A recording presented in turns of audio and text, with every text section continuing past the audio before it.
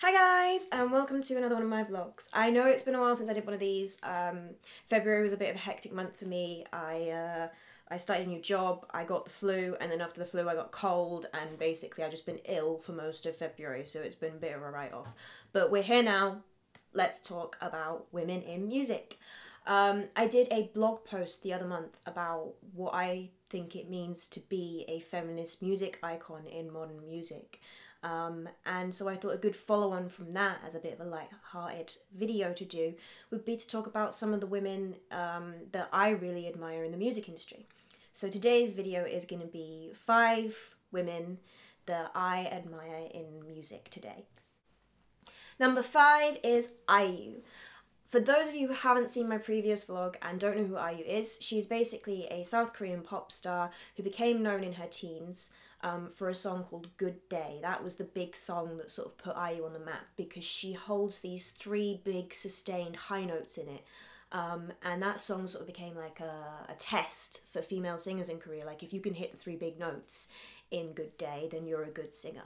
Her early career mostly consists of these big band songs, big ballads about love and romance and the man that she's currently in love with and wants this amazing romantic story with. And because of that, she developed quite a good girl image in Korea. I do like her early career stuff, but I mostly became a massive fan of IU when her sound started to shift more towards a soft acoustic R&B sort of sound. She's a really good lyricist, and she's not afraid to tackle more slightly taboo subjects, but she does it in such a way that even the Korean audience doesn't get offended by it, because quite often when artists try to tackle more taboo subjects in Korea, it doesn't go down very well. And I love that about her. She has this maturity to her songwriting, but she's still able to act youthful. She acts her age. You know, she's still a young woman in her 20s, and she acts and looks like that. And she has this girl next door image. In Korea, IU is known as the nation's little sister. She is very much beloved. IU is not just the sweet little girl in Korea, she's also an incredibly well-respected artist. And that's why I love her so much and respect her so much, because to be able to balance that femininity and that strength is something that a lot of women, I think, do struggle with in the industry. They either become hated because they're too feminist and they're too hard, or they're sort of looked down on by other artists and never really seen as an artist themselves because they're too girly and too young. And IU somehow has managed to strike a balance between the two. Number 4 is Adele. When I first started songwriting, it was when I was about 11 years old, so I wrote a lot of angsty stuff, and my main influences were pop punk and emo rock. And then Adele came out with her second album that had Rolling on the Deep and Someone Like You and all of these amazing songs.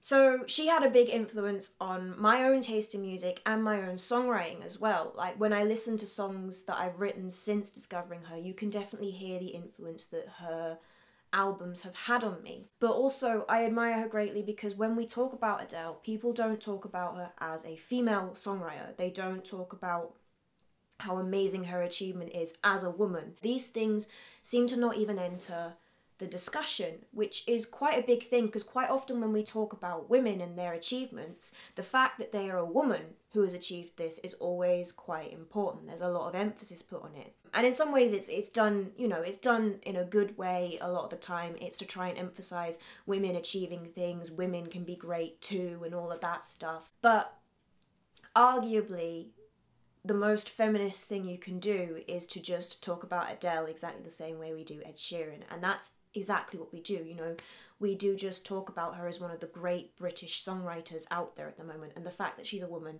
just isn't even really talked about, and that's what I love about her. That, and the fact that if you've ever seen her interviewed, she's lovely and sweet and so down to earth, and she's so funny, and I love the woman. I think she's a great songwriter and a great human being, and a really great idol for kids to look up to. Number 3 is the Grammy award-winning Kacey Musgraves. Kacey Musgraves is the artist that introduced me to modern country. You know, I was aware of artists like Dolly Parton and other big country artists before that, but I was never really that interested in country music until the modern sort of era of country music came about. A friend sent me Follow Your Arrow with basically the message that you will love this song, and she was right. Within about a week, I think I'd listened to everything that Casey Musgraves has ever put out, and we had tickets to go and see her live, and it is still one of the best concerts I have ever been to. The atmosphere was just so different from anything I'd experienced at any other gig. The atmosphere at her concerts is just one of complete acceptance, and I think the reason you get that is because that's what she preaches in her music. You know, Follow Your Arrow is a classic example of it, but you see it across her albums in all sorts of different songs that she's put out. Rainbow is a classic example of it. That's her most recent song, Ghost Dream Rainbow. It's a classic example of what she writes about in her music. She writes about accepting people for who they are. You know, if you're gay, you're straight, you're trans, you're whatever, she doesn't care. And she doesn't believe that the world should care. And that's quite a big thing to be saying in country music of all genres. It's a genre that's really associated with the more conservative parts of America still.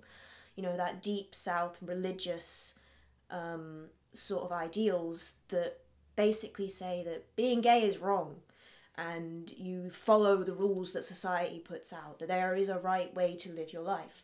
And basically, Casey preaches the idea that there is no right or wrong way to live your life. Just live it your way. And I personally I love her. I think she's also a great songwriter. And again, another great human being. Number 2. This list would not be complete without this woman for me. Number 2 is the amazing Avril Lavigne. I've been an Avril Lavigne stan since I was about 10 years old. I used to sing Skater Boy on my cousin's karaoke machine all the time. It was my go-to karaoke song. I would never claim that she's the best songwriter or the best singer or the best performer, whatever on the planet. You know, that's not what Avril Lavigne was ever about for me. A big part of what I loved about her was her image.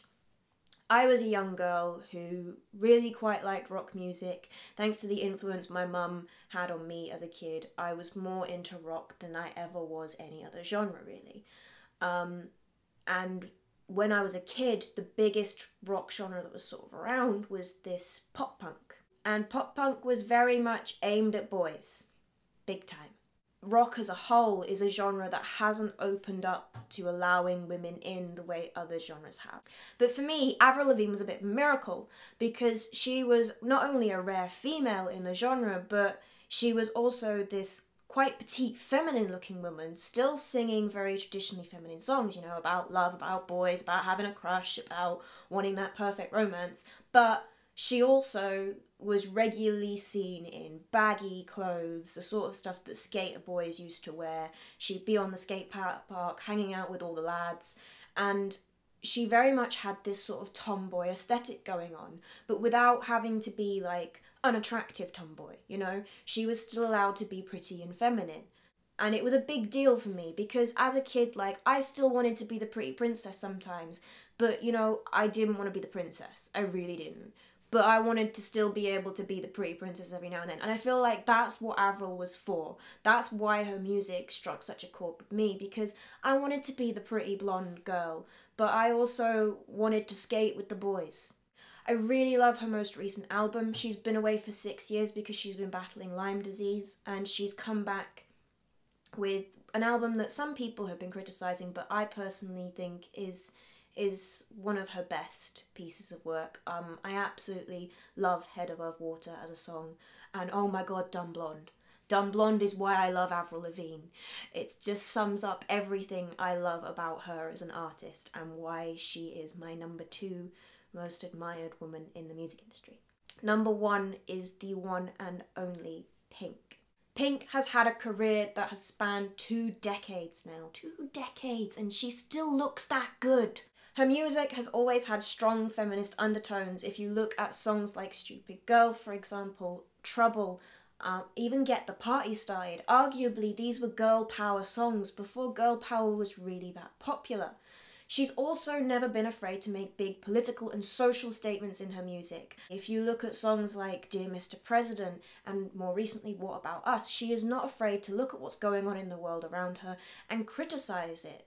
On top of this, the woman is so incredibly fit. Have you seen what she does on stage? She flies. She literally flies round arenas, doing acrobatic stuff, and trapeze and all of these amazing tricks. Like, the strength that this woman has physically is impressive. She's also a wonderful, supportive mother who gives beautiful messages to her little girl in her acceptance speeches at award shows.